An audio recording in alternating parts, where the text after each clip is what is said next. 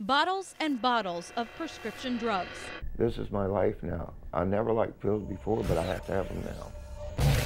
The man these drugs are prescribed to doesn't want to show his face, living with cancer and severe back pain, and for the past month, limited pain meds after he says some were stolen.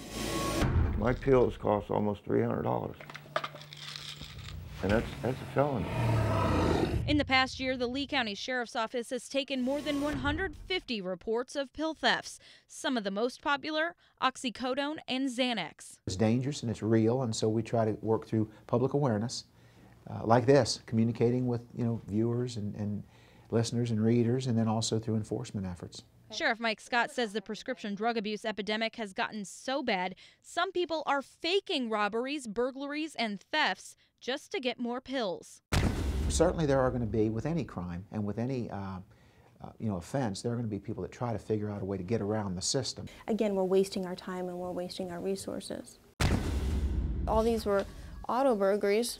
Captain Lisa Barnes with Cape Coral PD says the problem is the same across the river. They've taken nearly 100 reports for stolen pills in the past year. But when it comes time for the victim to step up with details, either we don't hear from them again, they don't return our phone calls, we can't get statements, or they just decide that they don't want to pursue it anymore. The NBC2 investigators dug up a number of examples. In March, a victim reported his sleeping pills, Xanax and Oxys, stolen from his car. But an anonymous tipster told Cape PD he, quote, had a pill problem, and in order to get more, he had to file a police report. Then in April, a different victim claimed his meds were taken from the trunk of his car. But when police tried to follow up, they couldn't reach him.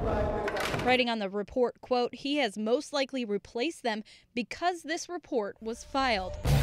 And in August, 2 men claimed to have been held at gunpoint and forced to lie on the ground over scripts. Problem is, it was raining that day, and the alleged victims had on dry clothes. We had a hard time even interviewing our victims because they were so lethargic, because they were under the influence.